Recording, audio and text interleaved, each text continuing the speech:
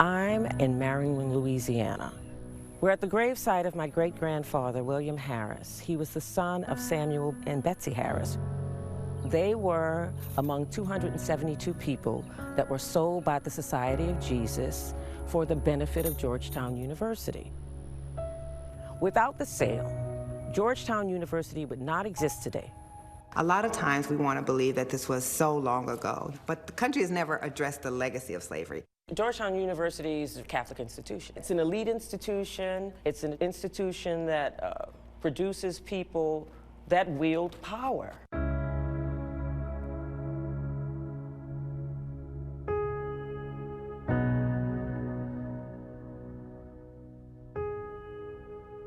They conducted one of the largest mass slave sales, not just in Jesuit history, but American history. When I first found out that my ancestors were enslaved by Georgetown, I definitely felt like, hey, there should be some justice that comes out of this, because we know who the culprits are. We know that's Georgetown University.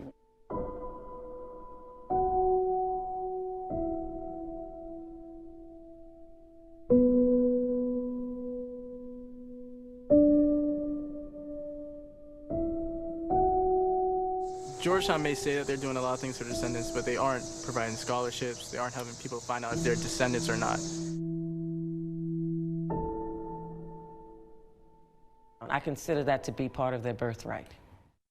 I helped co-found the Students for GU 272, which is a group that is intending on creating equity for those who are descended from the original GU 272. I felt the university wasn't going to do this work if we didn't. My son and other members of the Students for GU 272 introduced Reparations, seeking to attach a $27.20 activity fee onto tuition. We intended on raising around $400,000 a year, and we wanted to use this money to help descendants who needed medical help, internet access, or wanted like a better opportunity to reach higher learning. We, as a community, are embodying Jesuit values greater than that of the Catholic Church or the founding fathers of this university. Georgetown University has a student activities fee, which is a little bit over $100. Our fee was about a fourth of these other fees, probably less. The referendum was passed by over 66% of the student population in April of 2019.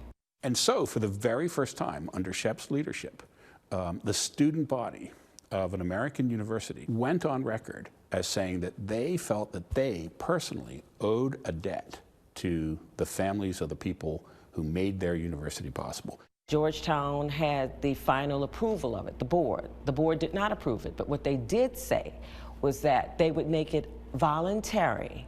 By making it voluntary was changing it from payment on a debt that is owed to a charitable endeavor. That takes away the whole point. Reparations are not charity. Reparations are payment on a debt that is owed, and Georgetown University and the Society of Jesus do not want to acknowledge this debt.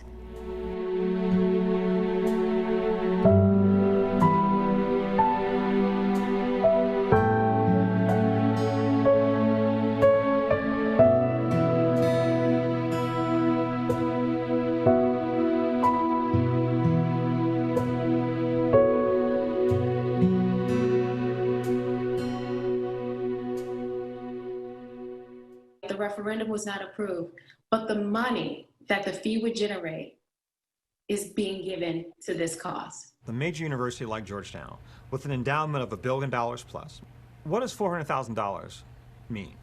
Right. It's not a lot of money. And we want to commit to that $400,000 and exceed it. So this $400,000 was money that Georgetown raised. Yes. There seems some irony in that, right? That it seems in some ways that the university is still benefiting off the backs of slaves. It is, and every institution that was built during that time continues to benefit. No, I'm talking specifically in this case about the $400,000, right? The university was built on the backs of slaves, and to right that wrong, they go out and get money from some other source to deal with its sins. This commitment to the student referendum, financial commitment, is a part of larger work. It is not the sole amount that Georgetown has committed and plans to commit to this work.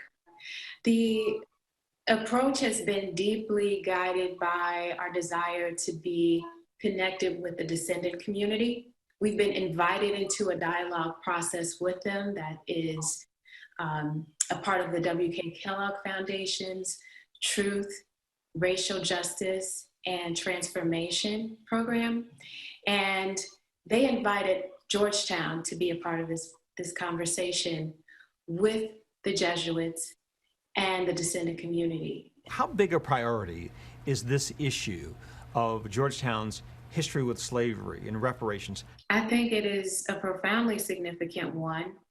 A great deal of university resources, time, energy has been put forth in exploring our history and conceiving of how we move forward. Then why is it that ABC News reached out to the university weeks ago, and the optics of, no, you can't talk to our president, but we will present to you a woman of color, a senior member of the team at Georgetown, to speak on our behalf? I think that I was asked to engage in this conversation because President DeGioia wasn't in the room in those conversations led by the Kellogg Foundation. I was present there. St. Thomas Manor is the Jesuits' residence. It is also a plantation.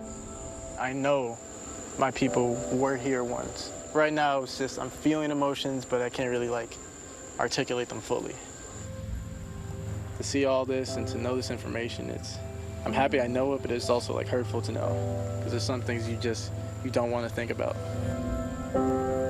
The only way that we can overcome our past is we have to confront and acknowledge what happened, and then we have to fight to make it right. My ancestors could have seen these trees. I can never speak to trees, and I can never see what they saw. So there's history that they always hold that I'll just be yearning to know, yearning to fight for it. If the trees had eyes. Hi everyone, George Stephanopoulos here. Thanks for checking out the ABC News YouTube channel. If you'd like to get more videos, show highlights, and watch live event coverage, click on the right over here to subscribe to our channel, and don't forget to download the ABC News app for breaking news alerts. Thanks for watching.